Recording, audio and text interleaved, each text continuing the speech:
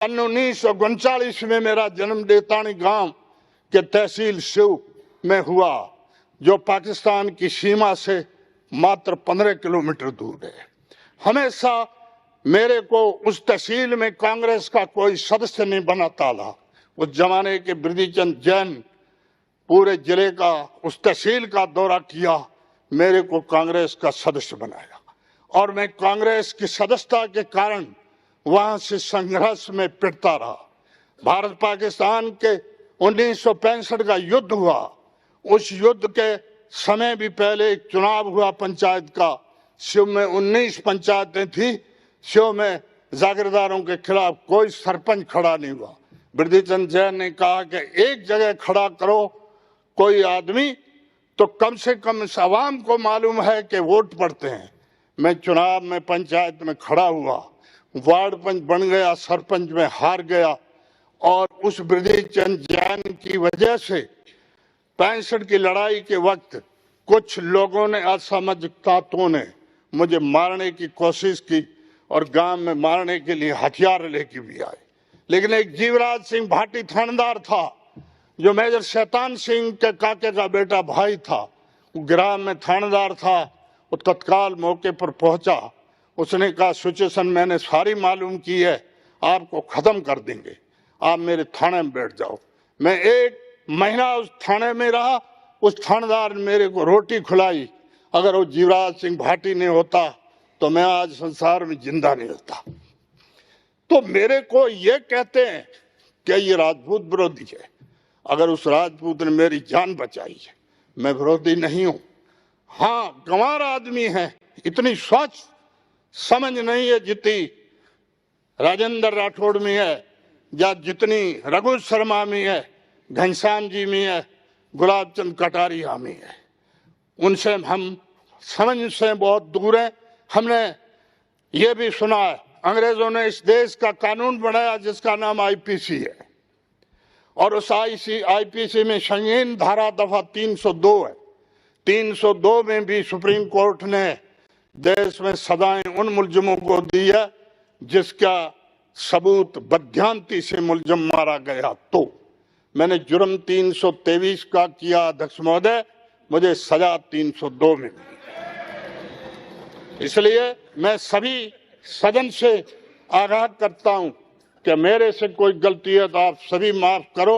मुझे इस राजनीति की गंदगी, इस दुनिया के गंदे व्यवहार से मैं पहले 2 साल चुनाव के वक्त भी कह चुका हूं कि भविष्य में हम राजनीतिक नहीं करना चाहते। इन मीडिया ने बराबर मुझे तस्कर बताया है, पाकिस्तान से मिला हुआ बताया है, और पट्टी उसके 2 दिन बाद तक चलाई।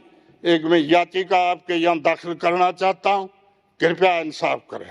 अंत में मैं ये कहता हूं, कांग्रेस के आदमियों से न्याय कराना चाहूंगा तो फिर वो बात उठेगी। इस गुलाब चंद कटारिया की एक कमेटी बनाओ जिसमें एक कांग्रेस का एमएलए आपके सुरेंद्र जड़ावत को बना दो सदस्य, एक नरपत सिंह राजवी को बना दो सदस्य। ये तस्करी की, मिल्कियत की मेरी तमाम जांच कर दी जाए। अगर मैं दोषी पाया गया 1% भी तो भारतीय नागरिकता छोड़ दूंगा। नहीं तो अध्यक्ष महोदय, कमजोर टाली हमेशा टूटती है। ताकतवर चाहे कुछ भी धंधा करे, उसको कोई पूछने वाला नहीं है। राज्य चाहे इधर का हो चाहे इधर का हो। मैं 93 में एमएलए नहीं था, भारतीय जनता पार्टी गवर्नमेंट थी। भैरव सिंह शेखावत के पास कुछ बीजेपी के एमएलए आए। रासुका में बॉर्डर पे कुछ लोगों को बंद कर रहे थे। लिस्ट दी जिसमें सबसे ऊपर मेरा नाम था। वो भैरव सिंह शेखावत ने कहा ऊपर वाला नाम हटा दो। तो उन्होंने जिद किया तो भैरव सिंह ने हरि सिंह सोढ़ा को कहा, वो एमएलए थे, हरि सिंह जी जिद मत करो, गरीब आदमी है, मैं इसको अरेस्ट नहीं करना चाहता। अगर ज्यादा जिद करते हो बाढ़ में एसपी को फोन करता हूं, एक टाइम में तुम्हारे दोनों घरों की तलाशी होगी। मुझे यकीन है उसके घर में राली निकलेगी, आपके घर में पाकिस्तान का सोना निकल सकता है, और फिर मैं नहीं मानूंगा। तब उन्होंने हाथ खड़े कर दिए। मैं धन्यवाद देता हूं उस मरी हुई आत्मा को जिन्हें इंसानियत के ऊपर एक गरीब आदमी को पहचाना था। एक बार पाकिस्तान से मेरी बहन आई, बॉर्डर जिला प्रतिबंध है, वहां किसी को परमिट दे देते हैं, कलेक्टर को स्पेशल पावर है। मैंने भैरू सिंह से दरख्वास्त की, उसने कलेक्टर को कहा कि बहन को जाने दो, तो के साहब सिक्योरिटी वाले एतराज कर रहे हैं कि इनकी सिक्योरिटी गारंटी मैं लेता हूं। ये है इंसान गुमंड। अशोक गहलोत ने उसके साथ सिविल लाइन में क्या व्यवहार हुआ, बड़ा मुकदमा कम से कम 307 दफा आईपीसी का हो सकता था। उस आदमी ने कितनी शालीनता और गांधीवादिता जाहिर किया, उस आदमी ने माफ किया है और इसके घर का जाकर के 50,000 रुपये की रिलीफ दी है और उनको और भी मदद की है। यही बात कहते हुए मैं पुनः मीडिया से दरखास्त करता हूं, मैं आप हिम्मत और ईमान और हौसला है तो गरीबों का पीछे मत करो। मैं मेरे मकान में था, जबरदस्ती मेरे मकान में ये घुसे। कल मैं आया बाबूलाल नागर की गाड़ी में, उसका भी पट्टी चला दी। अमीन खान का दिल है अभी तक लाल बत्ती से। अरे मेरा क्या दिल होगा, 60 किलोमीटर पैदल चलने वाला मैं आदमी हूं। 2 दिन घर में रोटी नहीं मिली है, उस परिवार में मैं आदमी हूं।